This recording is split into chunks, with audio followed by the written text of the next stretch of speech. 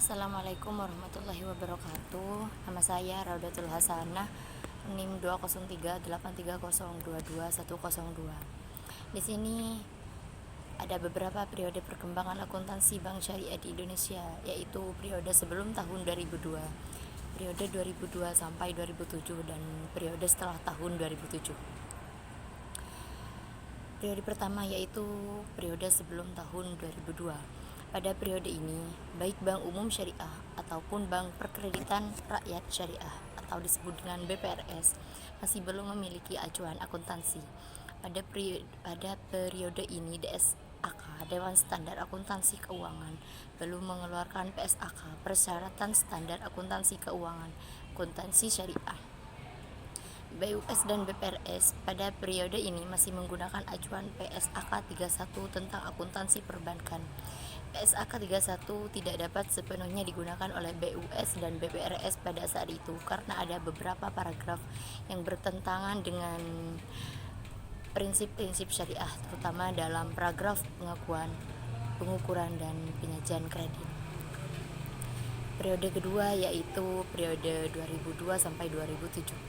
Pada periode ini BUS dan BPRS di Indonesia telah memiliki acuan standar pelaporan keuangan sebagai alat komunikasi bagi stakeholder, yaitu PSAK nomor 59 tentang akuntansi perbankan syariah. Namun demikian, PSAK ini hanya dapat digunakan oleh lembaga keuangan syariah perbankan dan tidak dapat digunakan oleh lembaga keuangan syariah non-bank seperti asuransi, pegadaian, lembaga pembiayaan, dan baitul mal wa tanwil atau disebut dengan BMT. Sekian dari saya, selanjutnya akan dilanjutkan oleh penyaji kedua. Assalamualaikum warahmatullahi wabarakatuh. Assalamualaikum warahmatullahi wabarakatuh. Sebelumnya perkenalkan, nama saya Sofia Azizah. Di sini saya akan melanjutkan pemaparan dari pemateri sebelumnya, yaitu yang ketiga merupakan periode setelah 2007. Perkembangan praktik lembaga keuangan syariah di Indonesia yang pesat tidak diimbangi dengan perkembangan standar akuntansi yang ada pada saat itu. PSAK nomor 59 tentang akuntansi perbankan syariah tidak dapat digunakan oleh lembaga keuangan syariah non-bank, sehingga perlu adanya penyempurnaan dan perbaikan PSAK akuntansi syariah sehingga dapat digunakan oleh semua lembaga keuangan syariah baik yang bergerak di bidang perbankan maupun non-bank. Nah, pada periode ini, DSAK Ikatan Akuntansi Indonesia membentuk Komite Akuntansi Syariah atau yang biasa disingkat KAS sebagai tim khusus yang membahas tentang akuntansi syariah dan tanggung jawab dari DSAK sendiri. Nah, anggota KAS ini terdiri dari beberapa elemen. Yang pertama yaitu Dewan Standar Akuntansi Keuangan atau biasa disingkat DSAK, yang kedua Dewan Syariah Nasional DSN, yang ketiga regulator Bank Indonesia dan Pasar Modal, yang keempat unsur industri yang meliputi perbankan dan asuransi, dan yang terakhir yaitu praktisi dan akademisi. Mungkin hanya ini yang dapat saya sampaikan. Untuk pemaparan lebih lanjut akan saya pasrahkan kepada pemateri selanjutnya.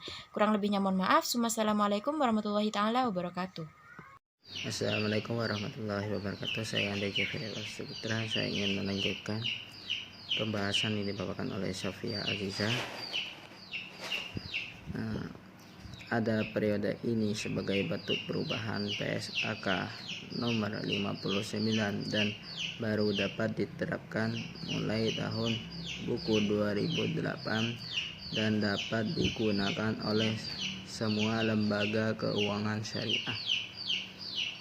Adapun output PSAK akuntansi syariah yang disahkan pada periode ini adalah: yang pertama, PSAK 101 penyajian penyusunan laporan keuangan syariah. PSAK akuntansi murabahah, PSAK 103 akuntansi syarah, PSAK 104 akuntansi istisna, PSAK 105 akuntansi madarabah, PSAK 106 akuntansi musyarakah. Pada periode ini juga mulai dilakukan pemisahan kerangka dasar penyusunan dan penyajian laporan keuangan syariah dan non-syariah. PSAK nomor 1 nomor 99 untuk transaksi non syariah, sementara PSAK nomor 101 sampai nomor 199 untuk transaksi syariah. Jadi saya cukupkan apa yang saya sampaikan, kurang lebihnya mohon maaf. Assalamualaikum warahmatullahi wabarakatuh. Baik, terima kasih. Saya Novi Dwi Yulianti akan menjelaskan standar akuntansi Islam. Pada dasarnya, kondisi lingkungan yang sebenarnya menentukan jenis dan isi standar akuntansi. Kebutuhan akan standar akuntansi yang bercirikan Islam merupakan hal yang tidak dapat dipisahkan dari perkembangan ekonomi Islam. Munculnya kembali pemikiran-pemikiran tentang ekonomi Islam makin meningkatkan persatuan sesama Muslim dalam kegiatan politik dan ekonomi. Dapat dikatakan sebagai kekuatan baru perkembangan ekonomi di negara-negara Islam, termasuk di Indonesia. Perkembangan tersebut mengarah pada penciptaan lingkungan ekonomi dan pasar yang seragam sesuai dengan nilai-nilai Islam. Akibatnya, pelaporan keuangan perusahaan di negara-negara Islam akan ditandai dengan kekuatan politik, ekonomi, sosial, dan budaya yang berbeda dengan negara-negara barat. Oleh karena kekuatan tersebut mempengaruhi tujuan dan format pelaporan keuangan.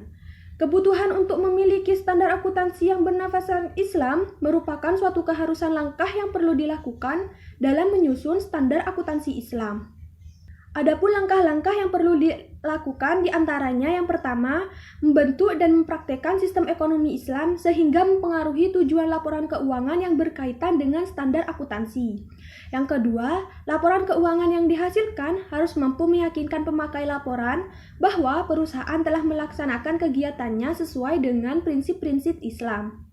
Yang ketiga, kualitas informasi yang dihasilkan relevan dan dapat diuji kebenarannya. Tepat waktu dan karakteristik lain seperti dengan diterapkan di negara-negara barat yang konsisten dengan 3 hal pokok, yaitu keadilan, kebenaran, dan kejujuran. Untuk yang keempat, kriteria pengakuan untuk masing-masing elemen pelaporan keuangan disajikan sesuai dengan syariat Islam. Wacana akuntansi syariah walau masih dalam tatanan konsep, tapi sudah bisa digunakan untuk berbagai aktivitas ekonomi, dan seterusnya dapat menjadi tatanan yang lebih praktis.